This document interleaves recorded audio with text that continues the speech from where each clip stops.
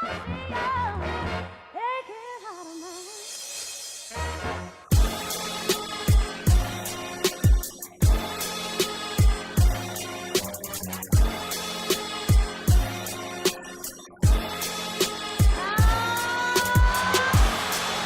have a timeout. Decide not to use it. Curry, way downtown. Bang!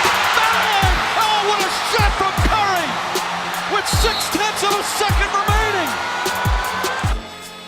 Yo, what's up, everybody? This is episode 1 of the Outlet Pass podcast. I am your resident JT McConnell, the homie's homie. More importantly, my real name, Justin DiVirgilio. And on the line with me is my co-host and good friend up in Boston, is Dante Parentozzi. What's up, Don? How you feeling? What's going on, Dirt? How are you?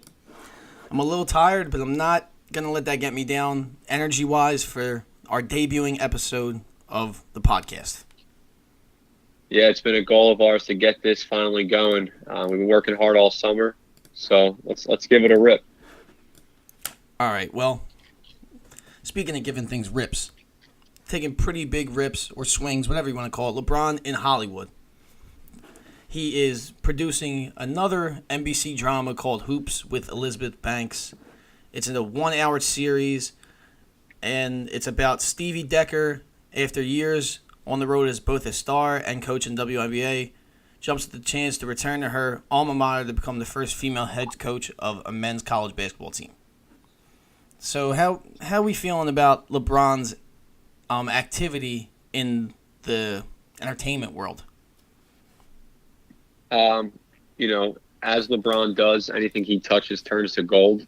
So whenever that'll come out, we'll be sure to watch it because LeBron's involvement in it. That's how kind of everything goes with him, though. The barbershop thing he's doing now, a lot of buzz is around that. I've been watching that strictly to see LeBron.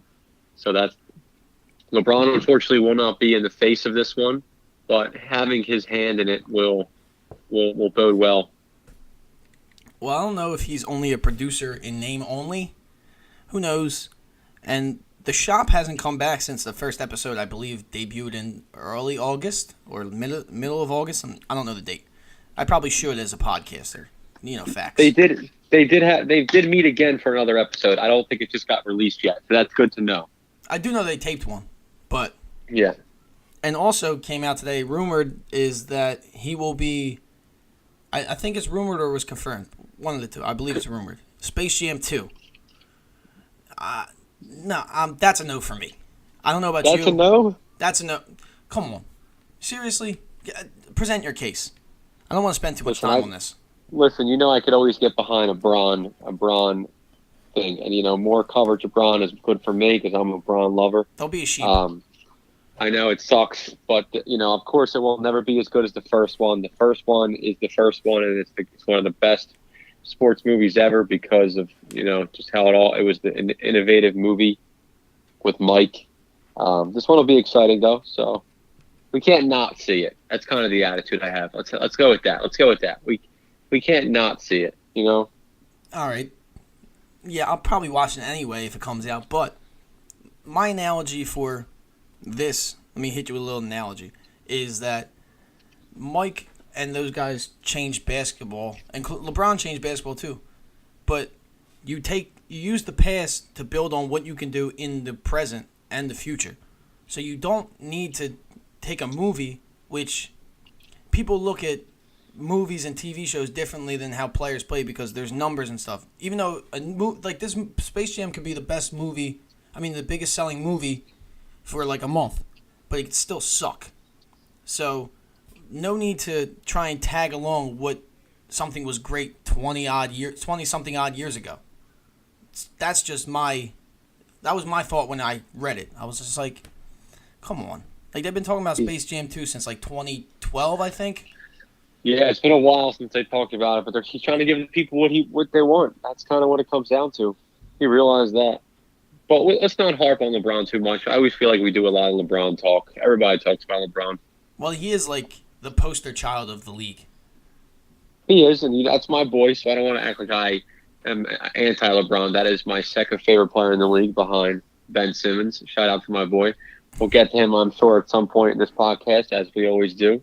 But I'll hand this back over to you. Oh, believe me, when people listen to this, and especially some of my friends, they think I'm a LeBron hater because I'm the only one who always says something negative about him, even though he does everything great. Not on the court. I just didn't like this past year. Didn't really like the move to LA, and now this stuff. But on the court, LeBron, I love watching LeBron. It's hard not to. As a fan of basketball, it boggles my mind that people actually hate on LeBron and still hold grudges and stuff like that. But like you said, off LeBron. LeBron. And on to his best friend in the league, Dwayne Wade, who is staying in Miami for one final season. Give me your thoughts. I love the final ride. He deserves to get that final. Now, of course, he's not Kobe. No one's saying he's Kobe, but Dwayne Wade did earn his stripes in the league, and he did his thing, and he did it well. So I like that we get to see one last D-Wade, vintage D-Wade. I think he's going to really try to dig deep in his bag for one last rodeo. Yeah, I watched did you watch the clip? Of him speak? Yes. Yeah. First of all, I will get to, no, I have a bunch of points. Well, at some point in the clip, he said he was the only one in there recording. I call bullshit. Just because, unless he just hit the record button and then just walked over there and then it got edited. Just stood there. No, never mind. Of course, that's gonna be a running theme for this podcast because I know me, I contradict myself in the same sentence. But he took like so long to. I get it was really heartfelt thing for him to do, but he took really long. Nope, never mind. About to contradict myself again. Second point. I'd rather him do it in a video than a long ass Instagram post because I hate long Instagram posts. But that's just me. It's a Sweet 16, which I thought was cool. The retirement tour is gonna be cool for like maybe a month or so or two, maybe till like Christmas, January. Well, let me ask you something. Oh, so you think the front end of the season will be interesting? I think the back end. You don't think the back end? Oh no, the final stretch. No, not for him playing at a high level and Miami possibly going to the playoffs. That's what you're thinking because I understand why you said that. No, I'm talking about the freshness of the retirement tour. People respecting what he's done in basketball, in the NBA, for the Olympics, USA, all that type of stuff. That'll only last for a little while because Kobe did the same thing a couple years ago. What was it, 2014? Retirement tours get kind of old. As much as like it's cool, but the classic way, I think the more classy, acceptable way, because you don't want this jammed down your throat. Obviously the league's gonna use it as marketing, but like a one-day contract, then retire. But I'm glad he came back to Miami. Instead of going to China. That's kind of the move. That's the only place I feel like he actually wanted, where his heart was. So that makes sense. 14 and a half of his NBA seasons have been in Miami. He only played half a season with the Cavs and a year with the Bulls. He's living his best life down there. Or something like that. I think that math's right. That's about right, yeah. Excuse me. Okay. Thank you for correcting my math. And Kobe was 2015, if we're correct. And I'm pretty sure Kobe was 2015 because that was my first co-op at school. Was it 2016? Oh man, I'm all fucked up now. No, well, 2016. 2016 was Kobe's last was Kobe's last game. You sure? 2016. Stamp it. I'm on it. All right, let me just double check since you keep bringing this shit up. That was huge. That was a huge game. I would have just. I remember I was watching that.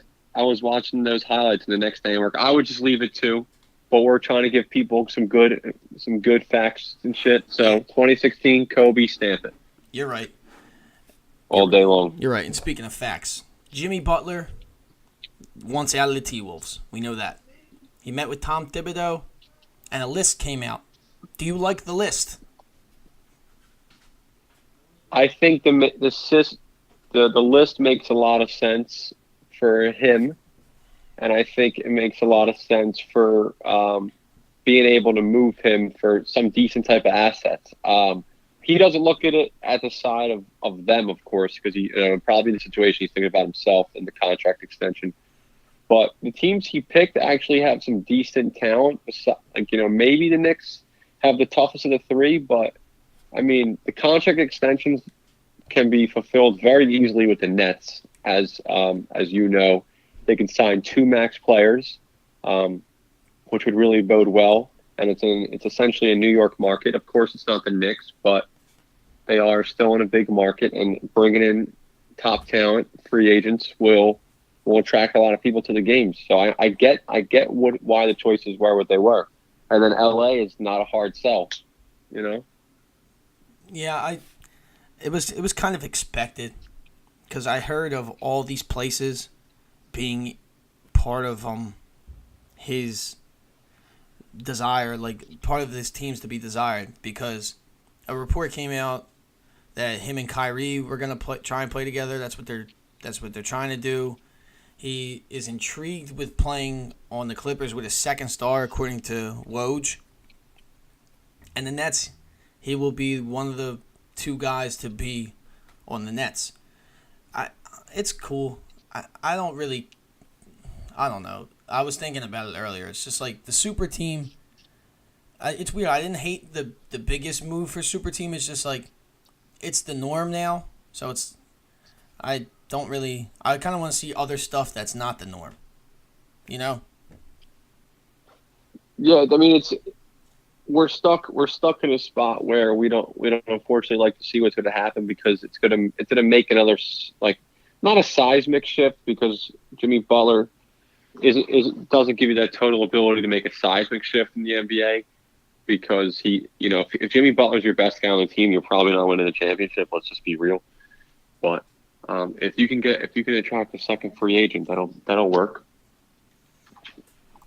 Yeah, you're right. And it came out that his issues, well, he obviously had issues with Cat and Wiggins' nonchalant play, but the trade request is because of his contract, where he is 12th in salary and shooting guards at $18.2 million. Andrew Wiggins is 5th.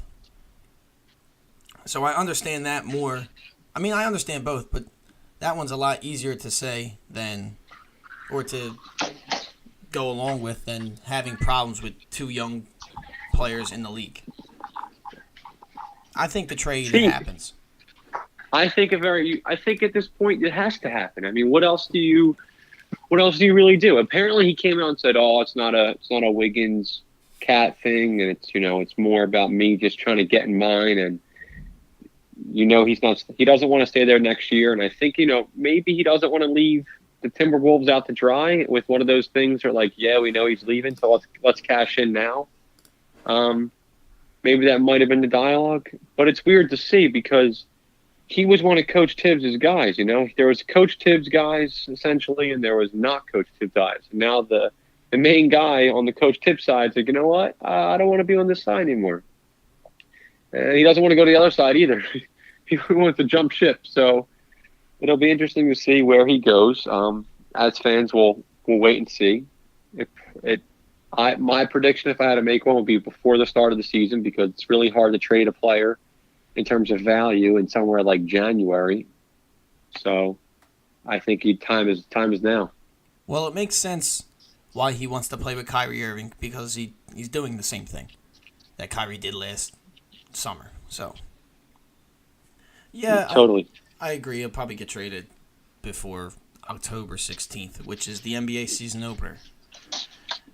And I don't know, man. It's just, I just can't. I'm just kind of tired of super teams at the same time. But then I defend them to other people. Let me not. It's tough. It's very tough. You're stuck in a bad situation. You want to see competitive basketball, but at the same time, like if everybody's doing it, if someone's doing it, you all got to do it. That's the only way. Oh, that's a good point. Well, do we like Damian Lillard, the reporter?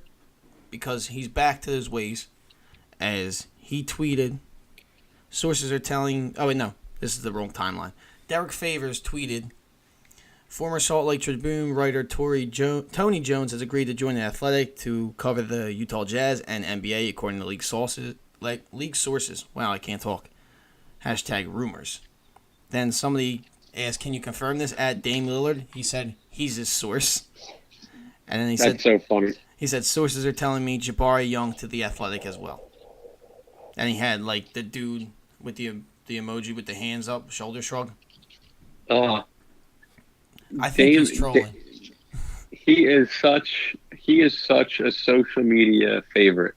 Like, I'm a Dame guy on social media. I like seeing his little antics. Him and CJ really play the game well in there.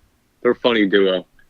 It took me a while to piece together that he is trolling with this stuff, at least I believe, because he also tweeted a workout video, because he doesn't post his workout videos, and somebody came at him. Well, he tweeted the workout video. He's like wearing a cape, doing dribble drills, had a mask on. It's a funny minute video. Obviously, we can't talk about it because you don't use Twitter, and I didn't send it to you. I saw it. He was taking He was taking some funny shots, and he looked like he was missing them. Right, like he was doing all stuff like it made him look bad too, with funny stuff on. Yes, and I thought it was pretty. And I thought that was pretty funny. He's good at his game with that stuff. I appreciate that. Yeah, it's the only thing that, at least so far, that the Blazers are elite in, is their social media game. Unfortunately, that is facts. I hope Dame's not going to hear this. I hope he does, because then it'll maybe drive him more. I just want to see the best out of them, because I really enjoy both their games. He's a competitor, yeah. He has it in him. Graham said, wait, Dame is a great one-on-one player. And he was definitely in the top 100, which was announced last week. We talked about it a little bit. Give you a little rundown. 5 Sixers were in the top 100. Number 62 being J.J. Redick. Number 54 being Dario Saric. Number 48 being Robert Covington. Number 26 being Ben Simmons. Number 9 being Joel Embiid. Question. How much do we care about rankings? Or you? I think, personally, for me, it's an affirmation that they've been putting in the work and they are getting recognized.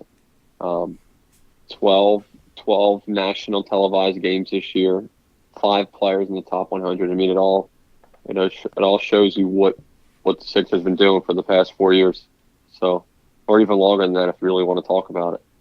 But, so I'm all for it. Why not? I'm going to disagree. Because it's just like people like us, except who work for, excuse me, a publication that is highly publicized. I didn't mean to use publication, like 2 different synonyms of it, but a publication that they work for, and obviously people follow them, so it's kind of taken more serious because they have the endorser or the cosign being ESPN, The Ringer, Bleacher Report, and I look to all these people for news. I'm just saying that it shouldn't be taken as, like, obviously the list is somewhat right. Like, most of the guys in the list are there because they're top 100, even though there's like 150 players in the league, because 30 times 15 is 150. So, yeah, I think that it's too much is taken into it. Like, it's only a lighthearted thing. It's someone else's opinion who works for somewhere that a lot of people look to their news. Jeez, I can't talk. All right, let me get 2 questions out of this. All right, we'll do a quick little questions, just short little answers too. All right. 54 Dario, too high, too low, or just right? I think that's just right. That's fair. Okay. Ben Simmons at 26, too high, too fine. Low, or just?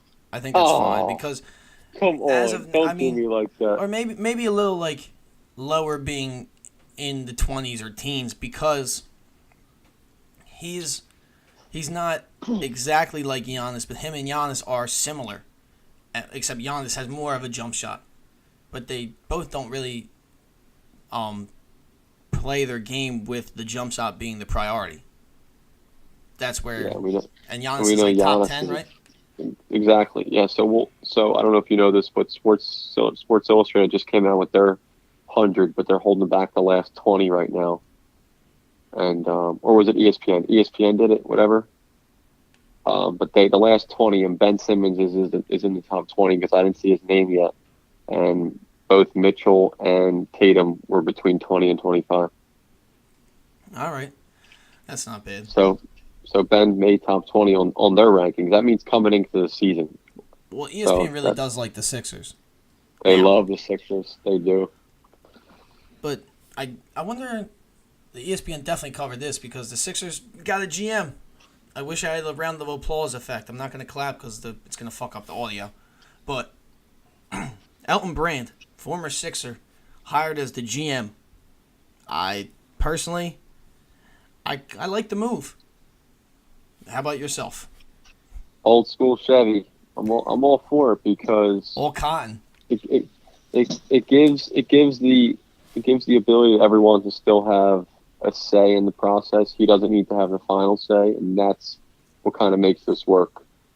2 words: Ned Cohen. He's a great basketball mind, and he, along with Brett Brown, it'll be like a triumvirate almost, like a three-headed monster. The big three of the front office. Well, Ned Cohen does have ties to the league, so I can see. That's why one of the reasons he's with the Sixers. It's good with the NBA, the office, but I can see both sides of the Elton Brand hire. A pro for me is that he's been here for a little while. He played here from 2008 to 2012, and then came back in 2016 to work with the Sixers and the Delaware 87ers, and he's familiar with the strategy already in place for the Sixers. The cons being is that he's only had 2 years in the front office, barely, and he could be a yes man because he understands, or maybe just wants to keep his job. Maybe he's walking on eggshells, or could, to please what the group wants him, because it's going to be like a group think type of GM. I would say it's a group decision, but that makes him less on the hook for certain things. Yeah, on the opposite end, that might make him less of a risk taker. But when you think about it, Colangelo, first thing he did when he came in, he was handed the first overall pick to get Ben Simmons. That was like a no-brainer. And the next year he had Markelle, but he was handed Ben Simmons, and that worked out for him. And then he fully had to make the risk on his own, taking Markelle. We still don't know how that's going to turn out, but that was something that he'll always be on the hook for. And as of right now, Elton Brand has no responsibility and he has no ceiling and no floor because he has nothing to stand on right now. Well, Elton Brand also walked into a pretty easy situation right now. The Sixers are set up to win for like the next 5 to 10 years, and he got handed GM after all the off-season moves were made. So now all he has to do is get accommodated to what comes with the GM job every day. So I understand. Well, he doesn't know how to negotiate a contract, though. That's one thing that he's going to need to be a little. Well, that's what they're going to learn. His Probably he's going to handheld, learn that. yeah. But that he can learn that. He can definitely learn. He's no pushover. So, another question is: Elton Brand, EB, the elite talent the Sixers wanted for GM? Because there was a report that they wanted an elite talent at GM. Can Elton Brand be that elite talent? Because this is all foresight. We have to project. There's a difference between me liking him and me saying that he is going to further our team so much. I think there's other guys that could have did that better, but he was the right fit at the time. Maybe he's only here for a little bit of time, then gets demoted back down. I don't see him in a role of getting fired. They might find somebody else maybe next year and just demote Elton Brand. That's not it's not a bad option. Yeah, I mean, and it wouldn't be taken like that, Remember Tony DeLeo? Yeah. Like he was like he moved around in the Sixers organization. He got it, I understand. I was just kind of pointing out the hypocrisy in the report, either that the Sixers said that or that was their actual idea, and they believe Elton Brand's an elite talent, but they're obviously projecting because he hasn't had too much front office experience. You know? Yeah, he doesn't have that much experience, but he's not in it alone, like I said before. So we just have to look forward to it now. Yeah, he and has. See his first move, and after we can judge his first move. That'll be nice to see. Well, I'm gonna give him like 3 years, like I usually do.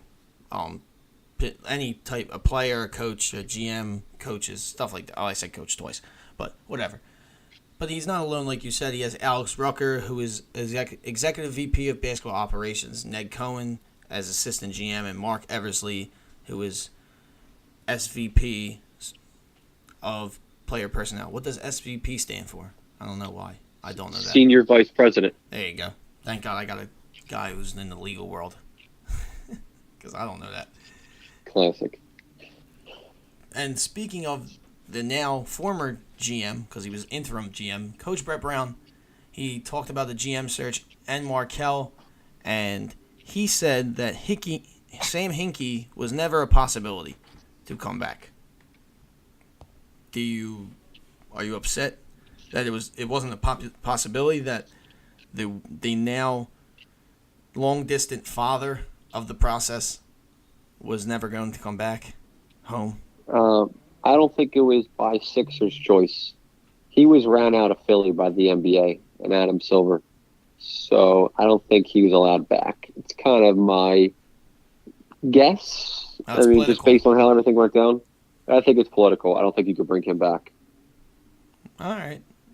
I mean, I would love it, though. Yeah, I'm not against it. I didn't think he was because of reports. I usually try to base my opinions off of news and then other stuff, just the way I feel. So I never thought about it. He also talked about Markelle Fultz and said that Markelle has shot 150,000 shots this summer, and he's seeking shots and playing with swagger. I will be able to confirm this because next Tuesday I'm going to the blue and white scrimmage at the Palestra, and you better be playing because I'm hype. What do you think about Kel? I am just waiting to see him on television shooting the ball. I need that in my life, and I'll go from there. I know he's a great athletic talent. Physically speaking, he is unmatched in terms of really guards that can look in the way he does with his body type. So if he can get the shot down, forget about it. I saw your expectations for him on Facebook in our group that we follow together. Your expectations were kind of a little lower than I thought, but they're expectations that are fair. So I'm cool with those numbers. 15, 5, and 5 essentially is what you said. I was thinking more like 17 or 18 points a game. And I would really like to see his free throw percentage be around like between 75 and 80%. And that'll be a successful year for Kel.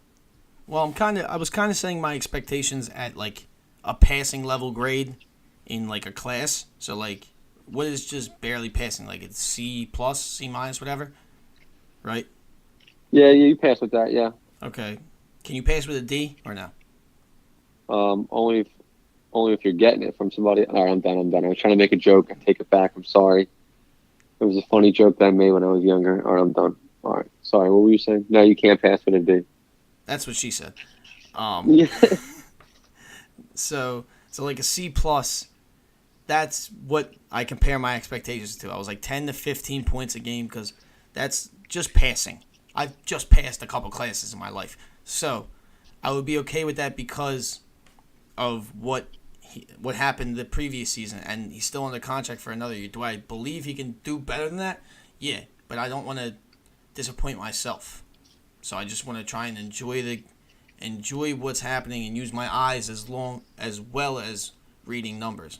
Use my eyes to watch and read numbers. That's just me. Yeah, it'll be an eye test as well. We could just gauge by. Let's not even look at numbers sometimes, because when you're surrounded by players like Ben, Joel, Saric, Redick, they got to get theirs. So there might not be the amount. Like I don't see Markelle isn't going to take 15 shots a game. I would love if he did, but I don't see him doing that this year. So he's got to take small leaps, and then he'll start taking even bigger leaps, and then we'll start seeing 15 shots a game, which is what everyone wants and expects. Well, I think This year I'll expect like 11 is probably a good number, or is that too low? You think? nah, I guess that's around a good number. I don't know how much of his role is going to be, but I think with everybody, you have a couple shooters. Joel can space the floor. Redick's a knockdown shooter. Roko's a knockdown shooter for the most part. He becomes streaky, obviously, but and Sarge can shoot, but plays in and out as well, like Joel. I think Kel needs to just pick his spots, maybe get into the defense, maybe take some mid-range, slash to the, maybe cut a lot more to the basket. That's where he's going to have to make his impact if his jumper is not as consistent or he's even comfortable with taking it at certain points. So, I mean... Yeah, I think it'll all come together, and he does have the aggressiveness, and he can really get the separation with his spin move. He'll learn how to score. Even if it's without the jumper, he'll figure things out. But I think the jumper will play a huge role. He's a great basketball mind. People forget that, and he plays unreal defense for a guard. People forget that he can block shots. Oh man. Yeah, I agree. And speaking of another guard who can block shots, rookie Zaire Smith is projected to be ready around Christmas time. It's what we expected because we've had conversations about that. I'm glad, even though it came out by Keith Pompey of Philly Inquirer or Philly.com, all that he was scheduled to spend a lot of time in the G League. I didn't know that. I did not know that either. That is news to me. Wow. I mean, I guess was that prior to what the injury was going to be, or that was post-injury decision? Because that'll be interesting to see where they saw him and his trajectory for the year. It says was scheduled, so that's interesting. What their plan was, which I guess it makes sense because he wasn't the best in summer league, and why not have him playing consistent minutes? Excuse me. In the G League. It just makes sense as a 19-year-old who's a project. That's what they said going into the draft, but he had a high upside. Project, fair. Very fair. And the Sixers have tons of projects because Furkan Korkmaz may be a project that is ready to look like it's finished to play in the NBA because he's looking pretty good in FIBA ball. I don't know if you agree. His stats say that he's been looking all right, but he's been mixing in some driving to the basket, finishing with contact. The three-pointer is wet. Some playmaking ability, a little bit. Some defense. He just and some boards because he's 6'8". You saw the clips? I did not see the clips. Ooh. He's just one of those guys where I saw it and I was like, I have time. I got time to watch this. But I am not a Furky guy. I can't buy into it. I think he's unfortunately not a wasted roster spot because he could shoot the ball. But he's a guy that's so hot or cold, and we talked about that before. I mean, he still is so young, so that could change. As of right now, I can't buy it. I'm going to buy into Furky because I like what I'm seeing. Even though it's FIBA ball, he's added some things to his game, and that's a step to that. Those are just reps. So I want to see it with the upcoming season and preseason. I just want to see Furky play, and if he's not looking the same, I won't just redact my confidence in him, but I'll just watch with an even head, an even keeled head, That's fair. If you do that moving forward with him, or maybe once he proves you wrong, and you get to say, okay, well, we do what we had to do here, and if it doesn't work out for the Sixers, then we can move on. We don't have any allegiance to a guy like him, to be honest. We don't. That's true. We're rooting for him, but we don't. But if he we plays don't know well, anything. You gotta say you're wrong. I will. Oh, I will. I'm okay with that. I used to not like Donovan Mitchell, just because of Ben, and I got over that. You got to realize that it's all about just loving the game and not worrying about what teams and just product of basketball. What comes from that. Yeah, you're right. And A guy who used to be loved but isn't loved anymore and definitely won't be loved if he goes to the Lakers is Kevin Durant. And this news story popped up on my timeline, and I was like, wow, interesting. Kevin Durant to the Lakers is pretty much a done deal, as reported by Brandon Robinson. He's verified on Twitter. That's the only reason I am giving this story any type of light. He said, quote, just like LeBron planned his move to LA a year earlier, KD is doing the same right now. They want to form the best duo in the NBA and set up KD to be the face of the Lakers post LeBron. How do you feel? Initially hearing that, it's a tough blow because it's like, damn, again, we're going to see another movement. But then at the same time, that will shake up the league once again. And teams will be a lot more fair, depending on who the Lakers end up bringing in next year. But players will start flourishing for the Lakers. LeBron is still LeBron. And bringing in someone like Kevin Durant would obviously help. We know Kevin Durant loves winning championships. People say he likes to just ball, though. That's not totally true. Kevin Durant has a large empire as well. He cut a lot of his smaller endorsement deals because he's realized that he's just not about going and doing the promotions anymore. It's just not worth his time.